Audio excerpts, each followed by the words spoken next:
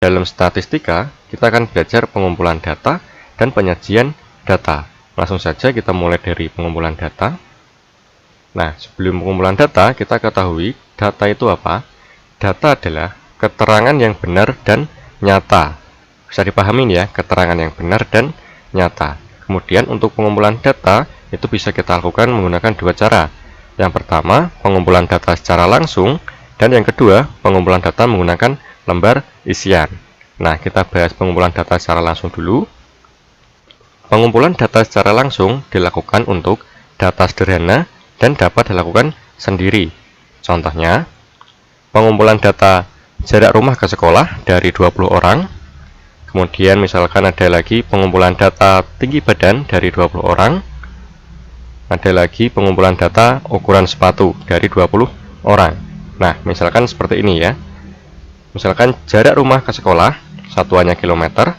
Kemudian datanya ini, ada yang 2 km, 3 km, 5, 8, 4, 1. Nah, ini berupa data, pengumpulan data secara langsung. Atau juga data berat badan siswa kelas 4, satuannya kilogram. Ada yang 25, 31, 28, dan lain sebagainya. Nah, bisa dipahami ini ya, pengumpulan data secara langsung. Kemudian, yang kedua, pengumpulan data menggunakan lembar isian. Pengumpulan data menggunakan lembar isian yaitu dengan cara mengisi lembar isian, bertujuan untuk mempermudah kita dalam pengolahan data. Nah, contohnya pemilihan ekstrakurikuler ya. Kemudian mata pelajaran favorit siswa kelas 4, kemudian lagi hobi siswa kelas 4, dan masih banyak lagi yang lainnya. Nah, misalkan contohnya seperti ini, lembar isian pemilihan ekstrakurikuler.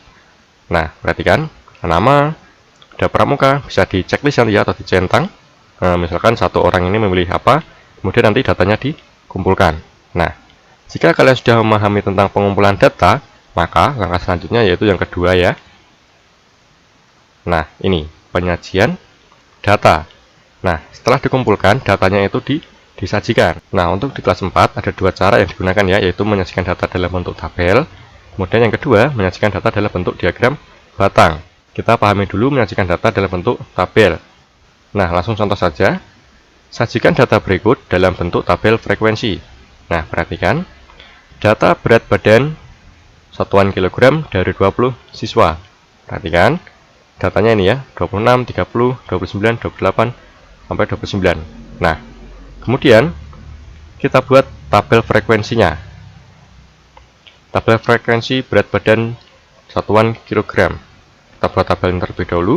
Di sini diisi berat badan, kemudian di sini turus, dan di sini frekuensi. Nah, turus ini adalah istilah ya untuk menggambarkan agar lebih mudah dalam membaca. Nah, dilambangkan atau disimbolkan dengan garis lurus atau garis miring. Kemudian frekuensi ini adalah jumlah. Nah, langkah selanjutnya jika kita sudah membuat tabel, maka kita lihat datanya. Kita lihat data yang paling kecil atau angka yang paling kecil ya. Berat badan yang paling kecil yaitu di sini ada 25 ya, 25. Kemudian yang paling tinggi 30. Nah, jika kita sudah mengetahui data yang paling kecil dan paling tinggi, maka kita tinggal menuliskan di sini, yaitu mulai dari yang terkecil sampai tertinggi. Nah, kan 25, kemudian 26, 27 sampai 30 yang tertinggi. Nah, kemudian kita mulai menghitung. Nah, untuk 25 ini ada berapa orang ya? Kita mulai hitung 1, turusnya 1 ya, atau garis lurus. Kemudian 2, turusnya juga 2, tambah lagi. Kemudian ada lagi 25. Oh, sudah tidak ada ya, berarti frekuensinya atau jumlahnya yaitu 2. Kemudian setelah 25 yaitu 26. Nah, 26 ada 1. Kemudian ada lagi ya 2, ini ada. Kemudian 3. Nah, ada 3 ya. Berarti jumlahnya atau frekuensinya 3. Kemudian yang 27 ini ya 1. Kemudian ada lagi, kalau tidak ada berarti hanya 1. Kemudian yang 28 ini ya 1. Dan 2, 3, 4, 5.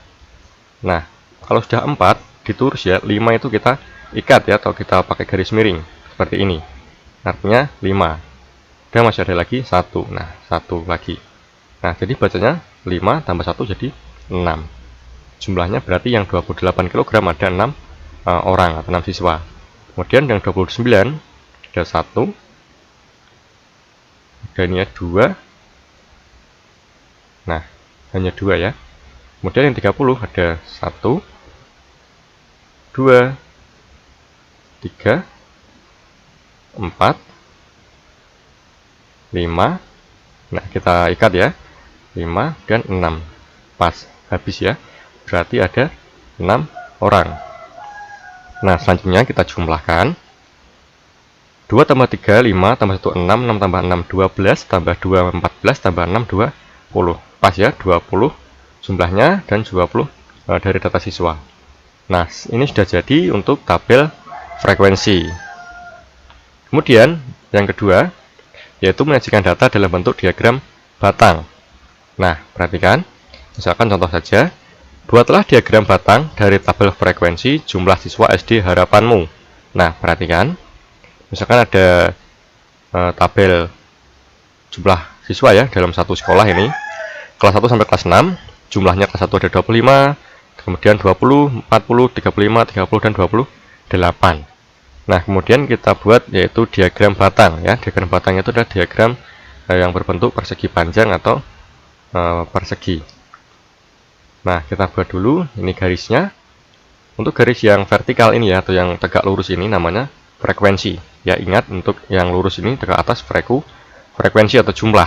Kemudian yang mendatar atau horizontal ini namanya kelas ya, diisi kelasnya ini. Kemudian kita buat garis untuk menunjukkan jumlahnya ini. Kita usahakan harus sama ya, harus sama.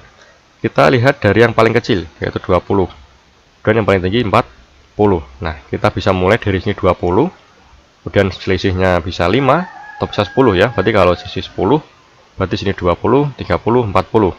Tapi kita bisa juga membuat di sini 10, kemudian selisih 5 jadi 15, selisih lagi 5, 20, seterusnya sampai 40. Nah, bisa dipahami ini ya.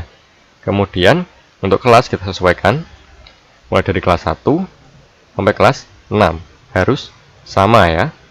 Nah, selanjutnya kita lihat datanya di sini di tabel. Kelas 1 ada 25, berarti kita buat diagram batangnya di sini 1, kelas 1 di angka 25. Nah, 25 di sini. Nah, seperti ini. Kemudian di kelas 2 kita lihat 20. Berarti kita buat diagram batangnya sampai 20. Kemudian kelas 3 itu ada 40. Kita buat diagram batangnya sampai 40 atau buat persegi panjangnya ya ini ya.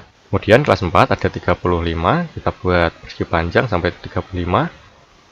Kemudian yang kelas 5 itu ada 30, kita buat 30. Nah, seperti ini. Kemudian yang kelas 6 yaitu ada 28, kita buat persegi panjang 28. Nah, di sini ada 28 ya. Di antara di bawah 30 ya. Kan di 25, 26, 27, 28, 29, 30. Nah, bisa dipahami nih ya.